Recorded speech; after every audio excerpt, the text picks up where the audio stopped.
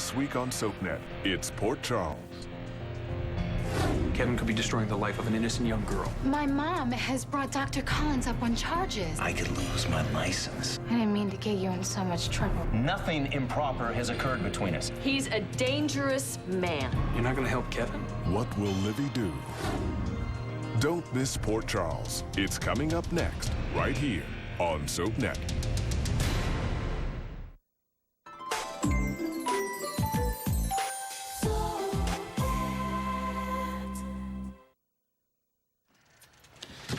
Serena? Serena!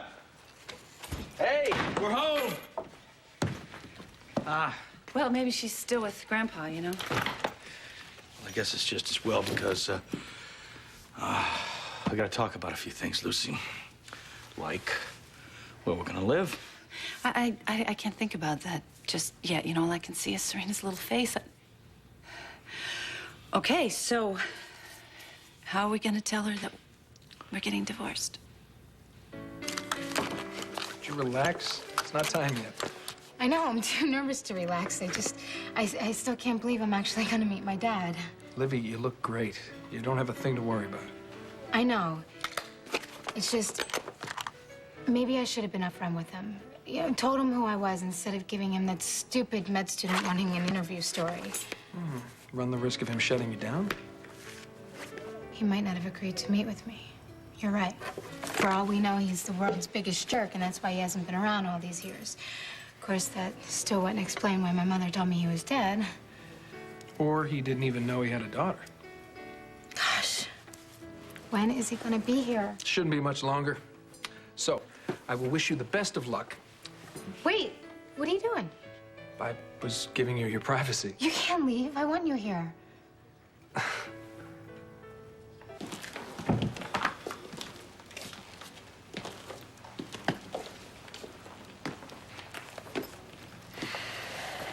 Don't look at me that way. You brought this on yourself. No, it's sad, Rachel. Buried somewhere beneath your sick need for revenge lies a potentially talented doctor. You know, patronize me all you want, Kevin. But when they take away your medical license... Awfully sure how this day is going to turn out, aren't you? Given your history, yes, I am. Given my history, you never know how this day might turn out.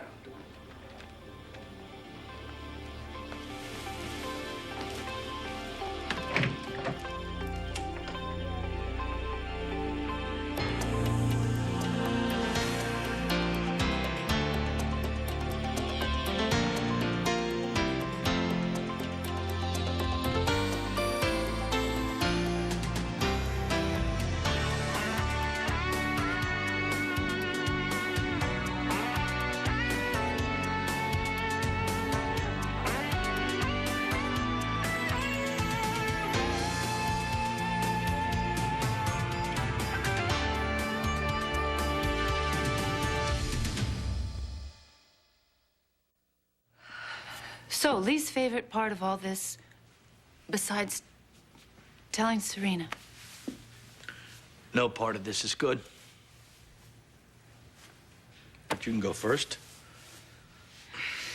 Okay, well, I'm going to miss your homemade chipped beef on toast on Sundays. I'll give you my recipe. Okay, and your turn. Sleeping alone, Scott. especially in the winter. You know how cold this firehouse gets. Sure do. Okay, you know, I know what our problem is. Yeah, well, where do you want to start? No, it's us. We're winners. We never learned how to lose. Never did learn that. That's right, Lucy, because we always win. In the end, we win. And you always manage to find a way to put a positive spin on things, don't you? Okay. I'll move out. No, you are not leaving the firehouse. This is your home. This always will be your home. I will find a place. No, I don't want you to do that. Please, you belong here. Serena? Hey! Hey, come here. I missed you. Oh, I think you grew a foot No, I didn't. I had the same 2 feet I always had. Oh, comedian, come here. all of a sudden. Come here. Come here. I missed you. I missed your hugs. Oh, boy. Whoa, where's Grandpa Lee? Oh, he just dropped me off. Oh. He said he'd have his own reunion with you guys later. Okay. So, did you find her? No, Serena, we didn't. Not this time. So we're gonna have to keep on looking. Well, of course we are. We're going to keep on looking. And next sighting, one of us out there on a plane right away. That's right. In the meantime, we're gonna stick with you. Yeah.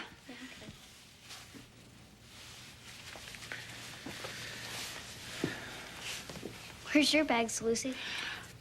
Well, Pumpkinhead, I had the driver take him back to the hotel. We're giving up, aren't we?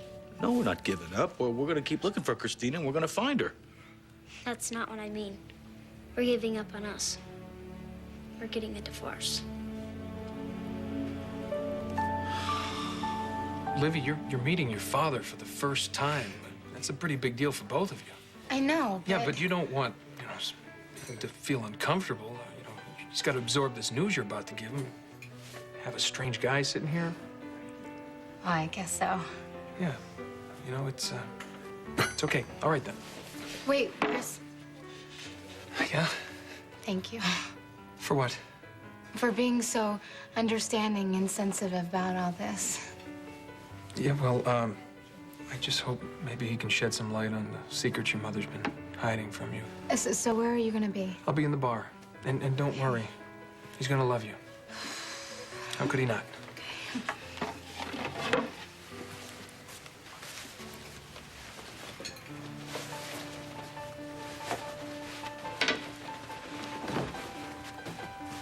Charlie?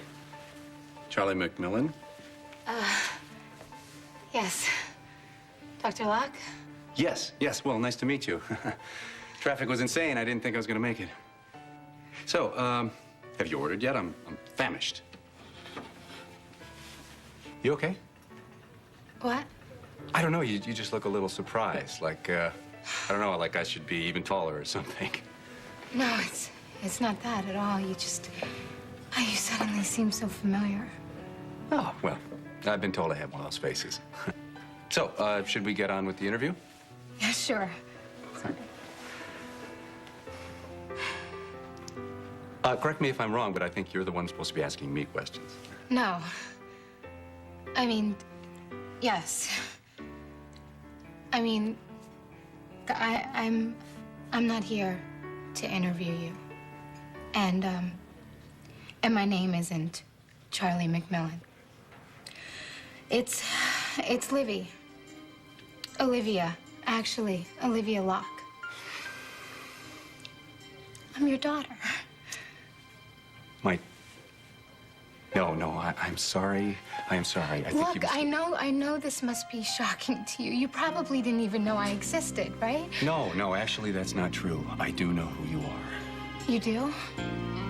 But I'm not your father.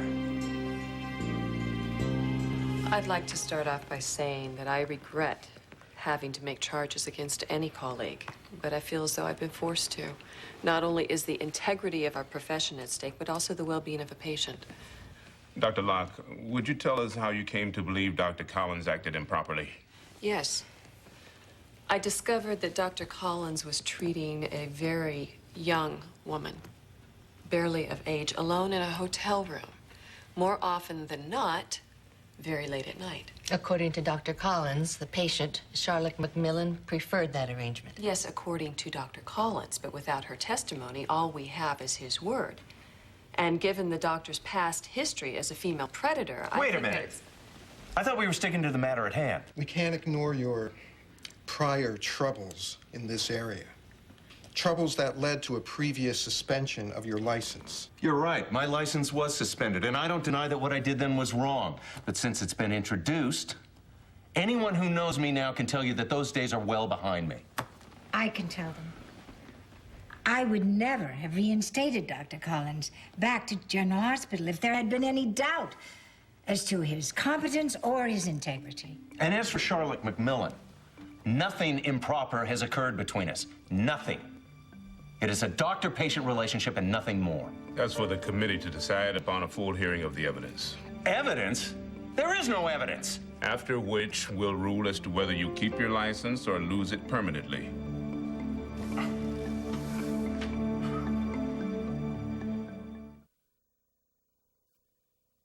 Look, you have to be my father. You're Joshua Locke, right? Yes, I am. And you were married to Rachel Locke, weren't you? Yes, I was. Well, she's my mom, and your name is on my birth certificate. Well, it shouldn't be. I know what's going on. You're denying it because you didn't want to have anything to do with me. That's why you walked out on us. No, that's not what happened. That's why my mother told me you were dead, because she knew you didn't want to have anything to do with me. Please, if I could just explain. Fine, I'm listening. Your mother and I met in college. Rachel Reese. We studied together. We were in pre-med. We fell in love. She wanted to get married. But you didn't. Well, listen, it wasn't the right time. I had big plans for myself. I was going to be a doctor. But eventually, she's determined, and she convinced me to elope. Was it because she was pregnant? No, I never got Rachel pregnant. But I don't understand. Listen, I didn't even find out about you until after we were married. This can't be true. I was just as shocked as you are to find out that Rachel actually hid the fact that she had a child from me. Oh, my God. I wasn't ready to be married, much less be a father. So you left. Well, even if I was ready, the fact that she hid something that was so important. When did all this happen? 15 years ago. So I was 3. I'm sorry. It's not your fault. Listen, why is everybody so suddenly curious about Rachel? What do you mean? Well, just the other day, a guy came to visit me, and he was asking me questions about her. Oh, I was a private investigator I hired to find out some things. Yeah, he was sure you were my father. Listen, if you want me to take a blood test, I will gladly do that. It's okay, I believe you. I should go. Before you do, could I ask you something? Sure. Do you have any idea who my real father is?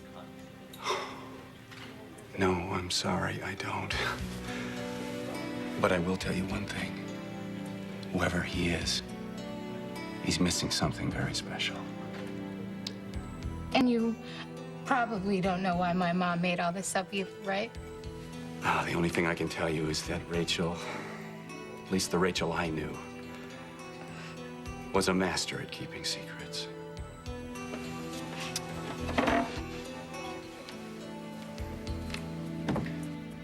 There was only one reason to treat this patient in her hotel room. That's because I felt it was what was best for her. And why exactly did you feel that way? I can assure you, whatever's revealed in this hearing will remain confidential. The patient was extremely distressed over a recurring nightmare that she's been having, one that's plagued her most of her life. Go on.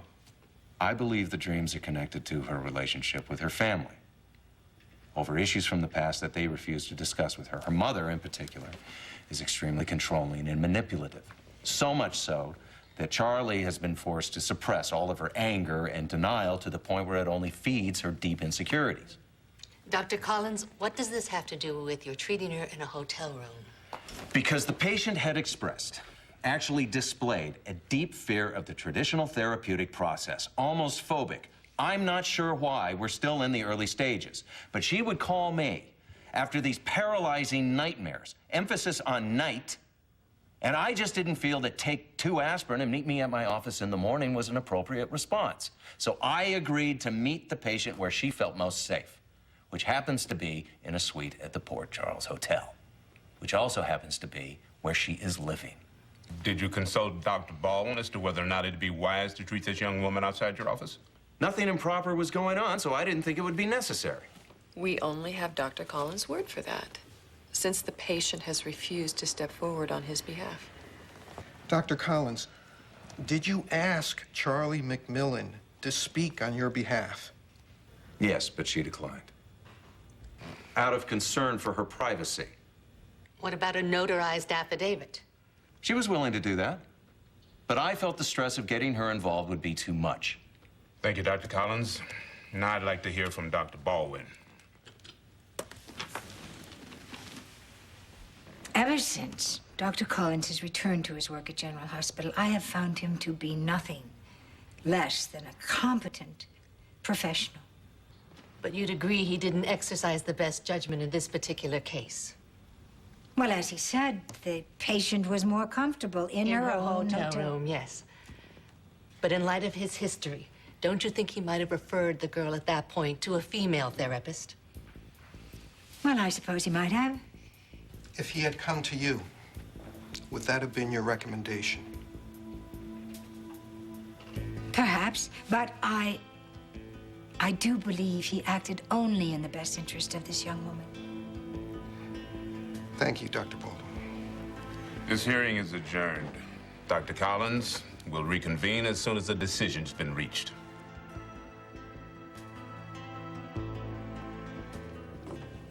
So, how'd it go? He's not my father. What are you talking about? That's impossible. Denny said that he was. Look, I know what Denny said, but he must have gotten something wrong. Are you sure? Yeah, my mom made the whole thing up. My whole life is one big lie. Livvy, I'm sorry. How I don't know what could to she say. do this? What possible reason could she have for lying to me about who my father is? I can't imagine. Let's go. Where? Back to Port Charles. All right, but what are you gonna do? Find my mother and get some answers.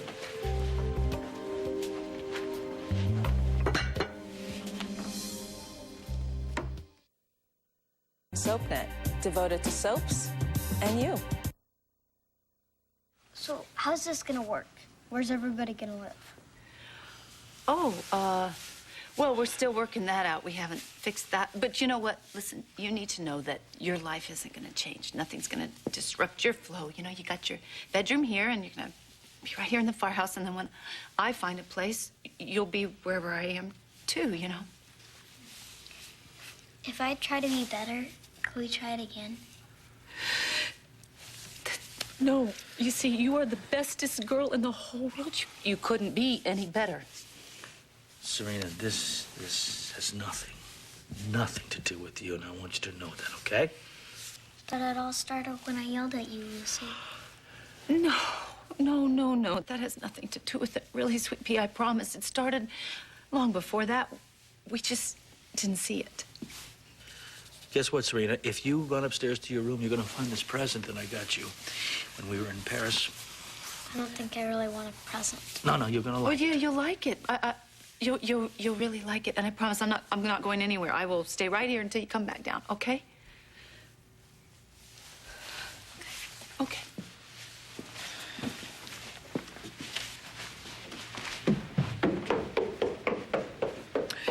So that could have gone a lot better.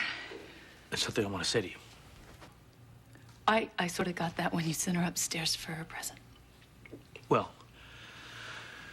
you're her mother. Yeah, my heart is breaking, so I guess that sort of indicates that right now, right? Okay. If anything was to ever happen to me, I just want the world to know where Serena belongs. Are you following me? I'm not sure. Look, before we do this other thing, divorce, there's something that has to be taken care of. In fact, it's a condition on us splitting up. What is that? Would you officially adopt Serena? Would I? Would I? Of course, yes, of course, would I? See, this is a good part to this. Scott Bowen, you can just drive a girl crazy. You know that? You just drive me crazy. Dr. Collins, we've weighed both sides of the testimony very carefully. And while we'd like to believe your reasons for meeting your young patient in her hotel room late at night were motivated purely by professional concern, without her testimony, the charges simply cannot be overlooked, especially when coupled with your past troubles of a similar nature. Thus, we have no choice. Are you kidding me? Dr. Collins. You people haven't heard a word I've said, let alone seen any evidence. This woman didn't come to you out of any concern for my patient or any patient. This is a personal vendetta born of something that happened years ago, let alone her own recent suspension. He is a dangerous man and very clever at hiding it. He'll have you believe that he's caring and concerned and very dedicated when all he truly wants is to prey on vulnerable women whose only error is putting their trust in him. If you don't stop him, Dr. Collins will continue to hurt women. Much like his patient, Charlie McMillan. I can guarantee you he's already hurt her. That's a lie. Livvy, don't believe anything this woman says. She's a liar. You're a liar.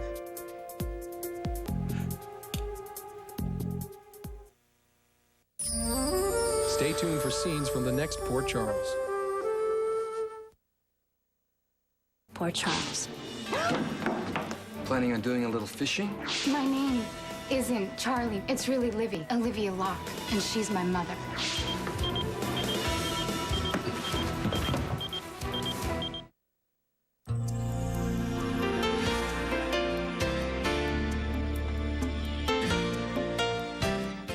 An all-new episode of All My Children is coming up next. But if you found yourself short a couple of children this week, find the missing ones with the All My Children Marathon. Sunday at 6:30 p.m., 3:30 Pacific. Only here on SoapNet.